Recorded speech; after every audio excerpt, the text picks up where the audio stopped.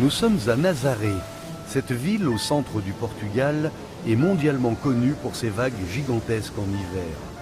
De nombreux Portugais viennent ici pour être au contact de la nature. Sport nautique, surf, recherche de sensations fortes, les habitants domptent les vagues et subliment la mer.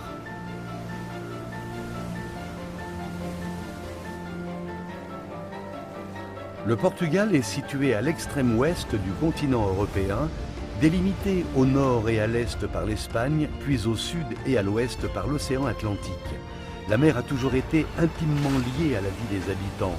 L'océan est pour eux source d'évasion et d'inspiration.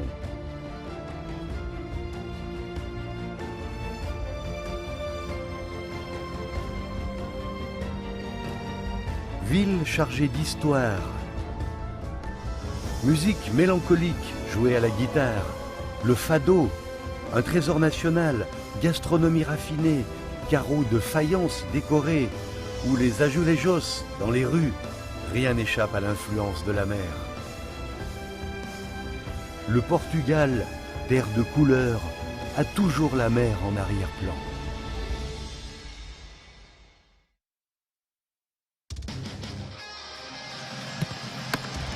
Cristiano Ronaldo, Luis Figo, Ricardo Pereira. Pour beaucoup d'aficionados, le football est la carte de visite la plus séduisante du Portugal. Ces noms font rêver dans le monde entier.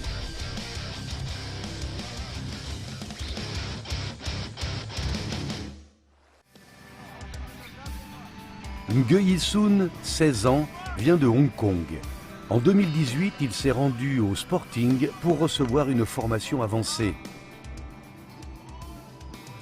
在中国集训的时候，有一个葡萄牙籍的教练看到我的训练，觉得我挺有潜质的，就把我推荐来这里试训。经过1个多月的试训，他这里的守门员教练觉得我还不错，那他就把我选进来。 Depuis son enfance, le père de Nguyen Sun l'emmène sur les terrains de foot et cultive son intérêt pour le football. Nguyen Sun espère que ses propres efforts lui permettront de devenir professionnel. Sa formation dans ce club de renommée mondiale le rend plus confiant en l'avenir. 他们这里足球的气味很浓，还有这里的足球水平也高很多。我有很多队友，他们是从 7岁或者8岁已经在里斯本竞技里面训练了。足球是我喜欢的体育，我觉得以踢足球当为我的职业是最快乐。Le responsable du centre d'entraînement des jeunes du club, Joao Couto, a également décelé chez Nguyen Sun un grand potentiel et placé de grandes attentes en lui. Pour Joao Couto, l'inclusivité est l'une des raisons qui expliquent la belle performance du football au niveau portugais et même européen. Portanto, somos clube da formação global, clube português com nacionalidade de jogadores portugueses e queremos uma boa formação também portuguesa, mas estamos abertos e temos de todo o mundo jogadores que achamos que têm potencialidades e que nós queremos intervir e queremos proporcionar que esses jogadores dia possam fazer caminho correto e chegar a grandes jogadores. L'archipel de Madère est composé de l'île principale du même nom, de l'île de Porto Santo et de plusieurs autres petites îles. L'île principale doit son nom à sa surabondance d'arbres. Madère signifie bois en portugais. Les habitants de Madère sont fiers de l'écosystème unique de l'île.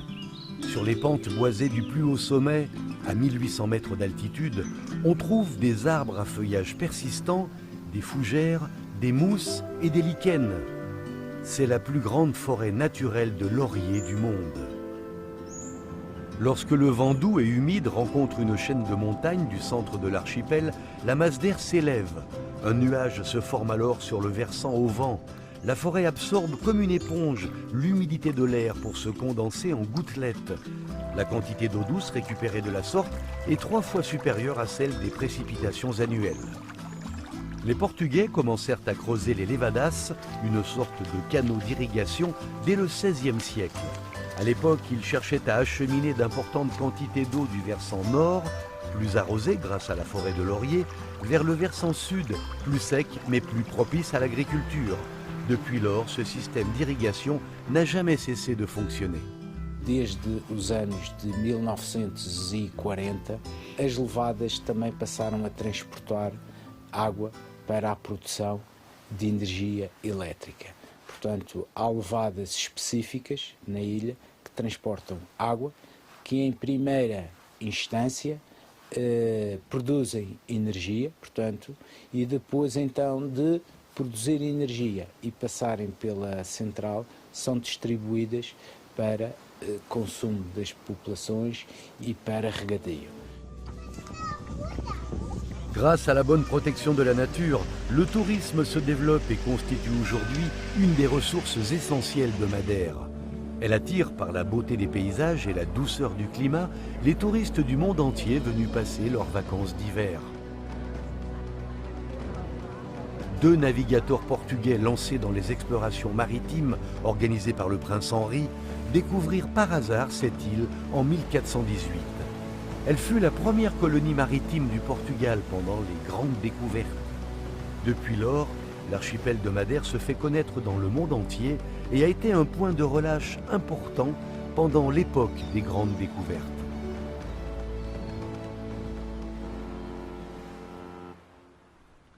Sur la rive du Tage de Lisbonne est érigé un monument en forme de caravelle. Il a été construit pour célébrer le 500e anniversaire de la mort d'Henri le Navigateur, le prince Henri. Outre ce dernier, Vasco de Gama, Pedro Álvarez Cabral et d'autres figures marquantes de l'histoire des grandes découvertes sont aussi représentées. La statue principale qui se tient à la proue, une caravelle entre les mains, représente le prince Henri. C'est à son initiative que les Portugais se lancèrent dans les explorations maritimes. Le prince Henri est né en 1394 à Porto, au nord du Portugal. Porto, située à 5 km de l'Atlantique, est une ville portuaire. Une légende dit que lors de sa naissance, on prédit une exploration d'endroits inconnus dirigée par le prince Henri. O infante Dom Henrique, que era homem muito independente, que nunca casou, que tinha uma entrega total à sua vida da corte, ao aconselhamento do seu pai primeiro, depois do seu irmão Dom Pedro, quando este foi regente. Le prince Henri, lui-même, n'a jamais vraiment navigué. L'épithète de navigateur qui lui a été attribuée est donc honorifique grâce à son parrainage de la navigation. Il a fondé une école maritime, développé la construction navale et dressé le plan d'exploration maritime. Depuis l'époque d'Henri, les explorations de plus en plus lointaines des Portugais ont permis l'ouverture de nouvelles routes maritimes qui ont favorisé la prospérité du commerce. On peut constater la richesse des découvertes portugaises à travers le monastère des Hiéronymites situé à Lisbonne dans le quartier de Belém.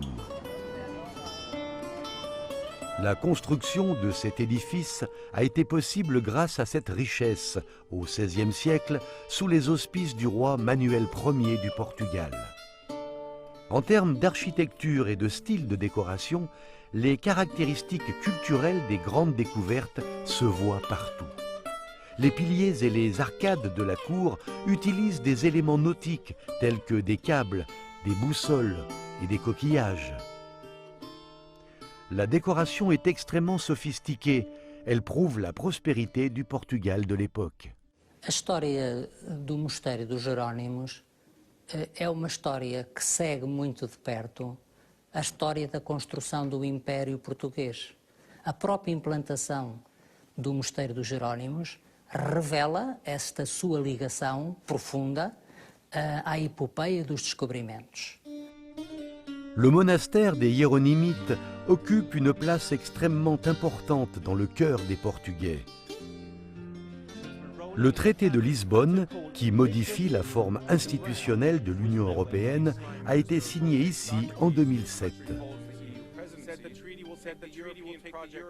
Le fameux navigateur Vasco de Gama, le plus grand poète du Portugal, Luís de Camões, l'écrivain romantique et historien Alexandre Herculano, le poète trilingue Fernando Pessoa et d'autres personnalités qui ont fait l'histoire du Portugal sont enterrés ici.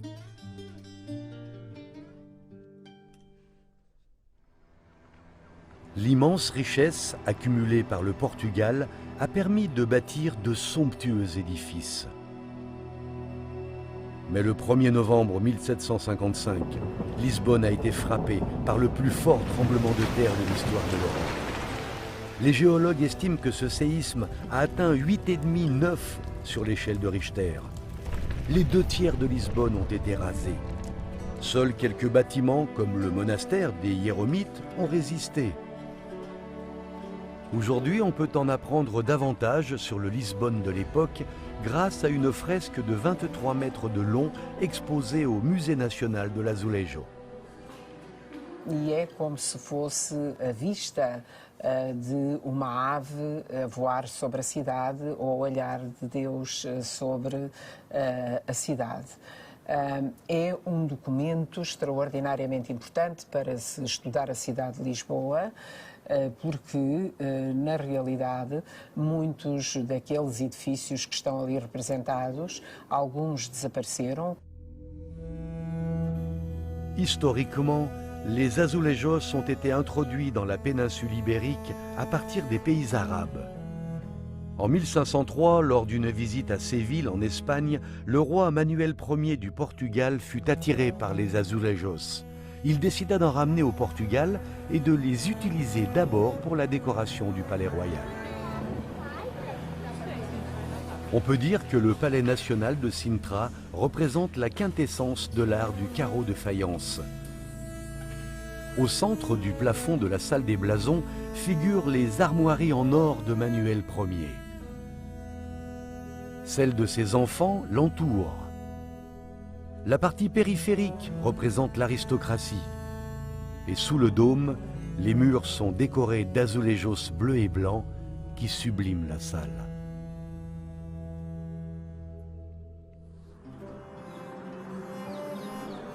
À une dizaine de kilomètres du palais national de Sintra se trouve le palais royal de Queluz. Cet édifice de style rococo, l'équivalent au Portugal du château de Versailles, a été construit au XVIIIe siècle. C'était autrefois le refuge de la famille royale portugaise pour échapper à la chaleur de l'été. À l'instar du palais national de Sintra, d'innombrables salles sont décorées avec de superbes faïences. Dans le couloir des azulejos, on peut également admirer des œuvres colorées représentant les 4 saisons et 4 continents. Les Portugais, ouverts d'esprit, de nature, ont adopté avec facilité les différentes influences artistiques étrangères.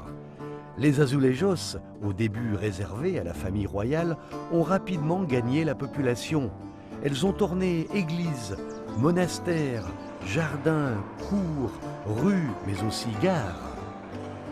Au fil des années, elles sont devenues emblématiques de la décoration portugaise. Voyager au Portugal, c'est comme une visite dans un musée gigantesque de l'azulejo. Le musée national de l'azulejo à Lisbonne rassemble des collections de carreaux de différentes périodes et de styles très variés.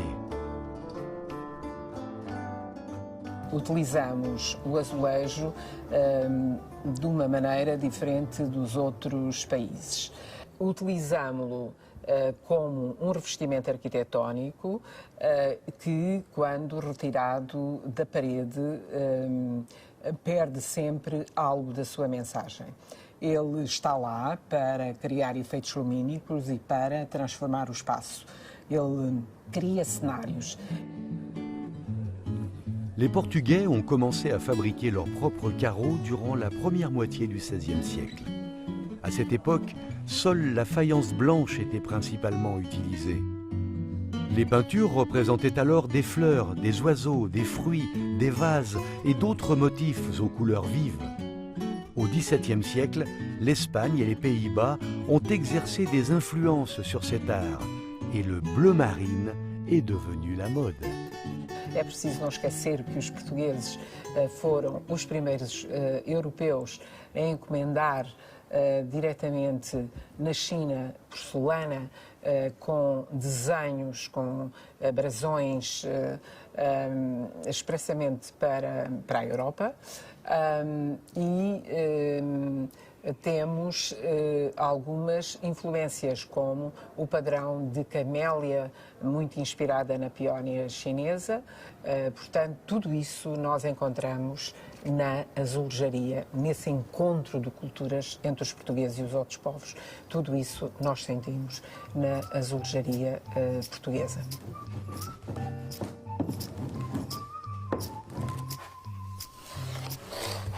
Aujourd'hui, de nombreux ateliers au Portugal proposent des carreaux artisanaux. Fabrication des carreaux, élaboration des motifs décoratifs, coloration, passage au four et assemblage. Les artisans respectent scrupuleusement les différentes étapes de la création afin d'en obtenir un objet artistique.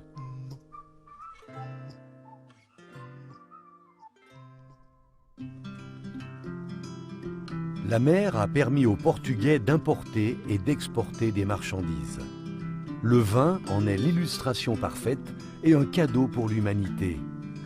Depuis la Rome antique, le vin est l'un des produits les plus vendus et les plus connus du Portugal à l'étranger. Aujourd'hui, le Portugal demeure une puissance viticole. Dans la vallée du Douro, au nord du Portugal, les habitants cultivent la vigne depuis plus de 2000 ans. La longue histoire des vignes a façonné cette vallée.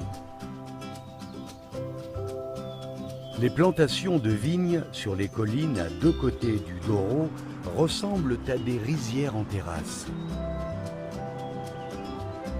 La vallée du Douro est chaude et sèche en été, froide et pluvieuse en hiver, et le sol contient des schistes. La géographie particulière confère au raisin un goût spécial et en fait un vin unique. Maria Pimentel est vigneronne. Sa famille travaille dans une cave de la vallée du Douro depuis 4 générations. Elle supervise toutes les étapes de la fabrication du vin. Temos vinhas desde junto ao leito do rio, por isso a muito baixa altitude, e temos as vinhas plantadas até ao alto das montanhas, até cerca de 600 metros de altitude. Há diversidade das castas e há a maneira do cultivo das nossas castas e há as técnicas de produção dos nossos vinhos. É essencialmente isso que se deve à qualidade dos nossos vinhos. Sim. Aujourd'hui encore, les habitants suivent une tradition ancestrale pour fabriquer le vin, marcher sur les raisins. Une fois les raisins cueillis, ils sont versés dans un bassin de granit. Les gens chantent et dansent en marchant sur les raisins pour célébrer les vendanges au son des guitares et des accordéons. Isto aqui é uma tradição já muito antiga aqui no Douro. Automaticamente, que é assim que se fazem as vindimas cá no Douro. Isto é, primeiro saem as uvas da vinha, depois da vinha vêm para o lagar para serem trituradas, para assim se poder fazer vinho do Porto em condições, vinho de consumo. A grainha é dura e é constituída por óleo esse que é muito, muito amargo. Quando nós pisamos as uvas dentro do lagar, o nosso pé é muito sensível e por isso ao pisar uma coisa dura levanta o pé porque se magoa e não esmaga nunca as grainhas e por isso o óleo que está dentro das grainhas não é extraído para dentro do vinho. Les gens ici recherchent constamment le goût ultime du vin. Au début du XVIIIe siècle, quand le vin portugais a bénéficié au Royaume-Uni d'un tarif douanier préférentiel, le vin produit dans le Douro a été expédié par bateau à Porto pour y être exporté en grande quantité. Comme les longs voyages peuvent facilement altérer le goût du vin, les marchands portugais ont eu l'idée d'ajouter de l'alcool fort pour tuer la levure avant la fin de la fermentation. Le sucre est ainsi retenu dans le vin et l'alcool permet de prolonger la durée de conservation.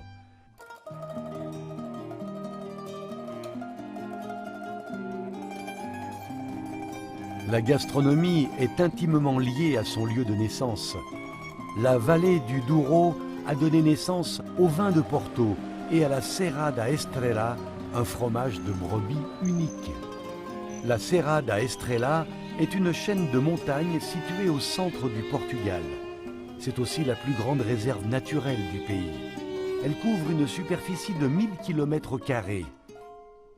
La Serra da Estrela possède le plus haut sommet du Portugal continental, qui culmine à 1993 mètres. La Serra da Estrela est peu peuplée. Elle dispose de grands pâturages dans lesquels bergers et troupeaux sont les vrais maîtres. Eu vivo do rendimento dos borregos e do leite.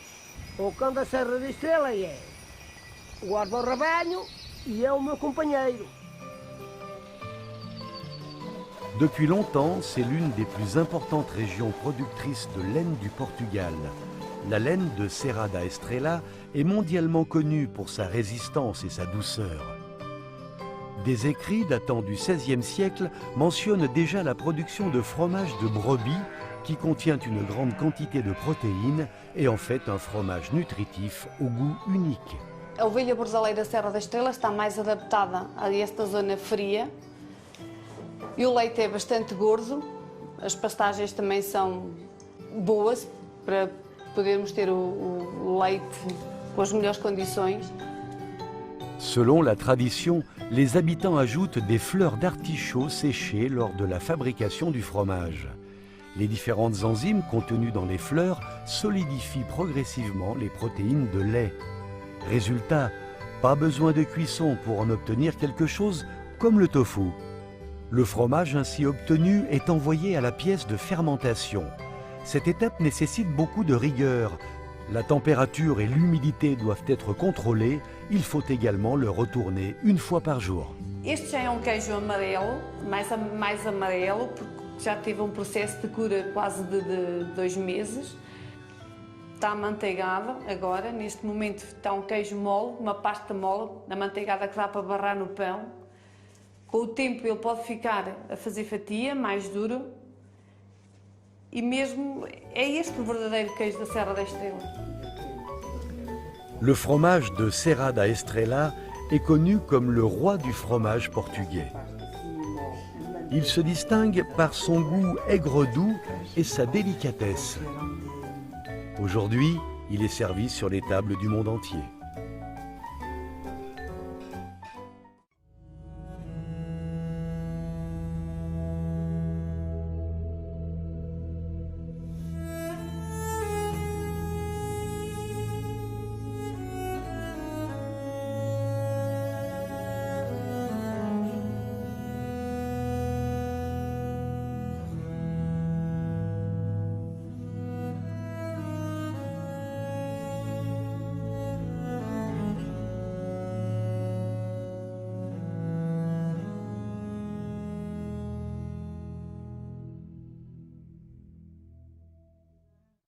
Le Portugal est situé à l'extrême ouest du continent européen, délimité au nord et à l'est par l'Espagne, puis au sud et à l'ouest par l'océan Atlantique.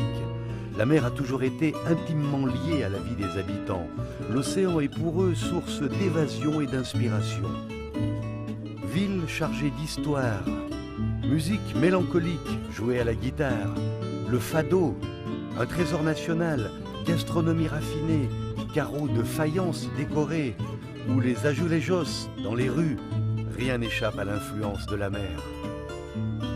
Le Portugal, terre de couleurs, a toujours la mer en arrière-plan.